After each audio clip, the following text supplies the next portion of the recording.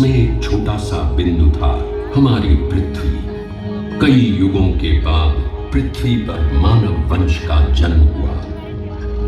समय का कांटा चलता रहा और मानव जाति का विकास होता रहा। आदि मानव से शुरू हुए इस संक्रमण के हर युग में, हर सदी में मानव भटकता गया और ऐसे भटकते हुए मानव को आयुष्य का सही मार्ग दिखाने के लिए किसी न किसी विभूति ने हमेशा जन्म लिया। हमारे युग में 19वीं सदी में ऐसी ही एक दिव्य आत्मा पृथ्वी पर प्रकट हुई। उसका जन्म कब और कहां हुआ ये तो कोई नहीं जानता, पर उसका पता सारी दुनिया जानती है। शिरडी। जो जाने वो माने उसकी करनी नहीं किया, जाने कहाँ से आया था वो, क्या था उसका नाम। देखे कोई रहीमन उसमें, देखे कोई रघुवीर, शिरडी में एक नीम तले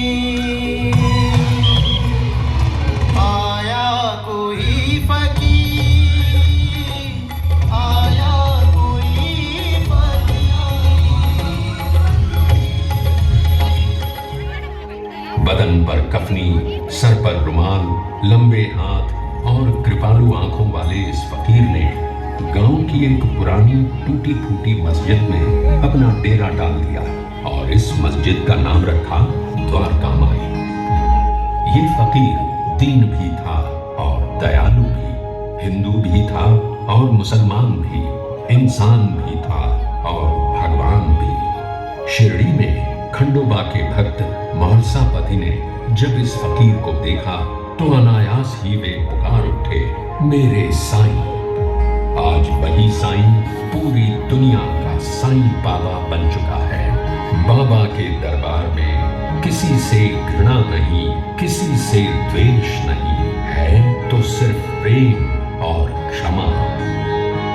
समय चलता गया और बाबा की कीर्ति एक सुगंध की तरह सारी दुनिया में फैल गई।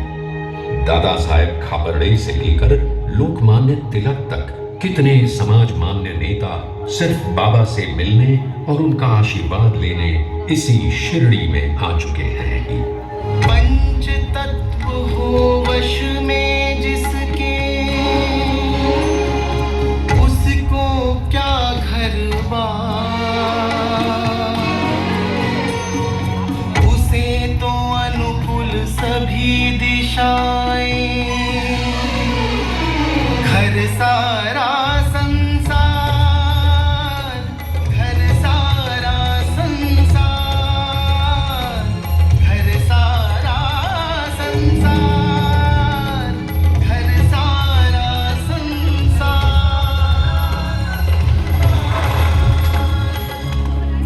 सच्चे प्रेम से शिरडी में आने वाले किसी भी भक्त को बाबा ने कभी खाली हाथ वापस नहीं भेजा।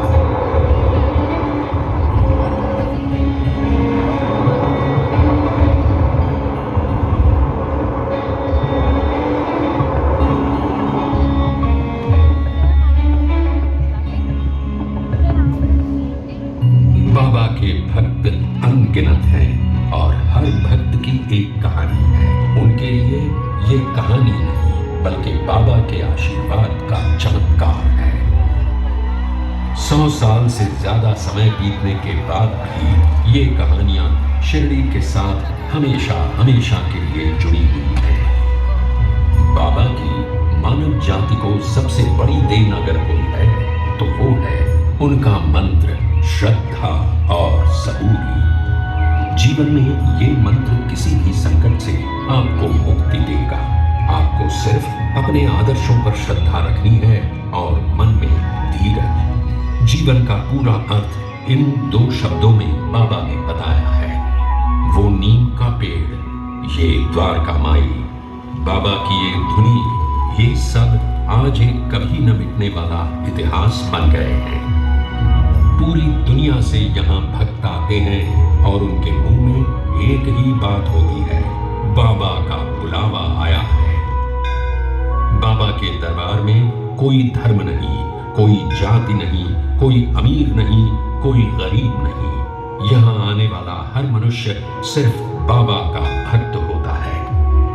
हर एक की कामना पूरी करने वाले बाबा कहते थे, सबका मालिक एक।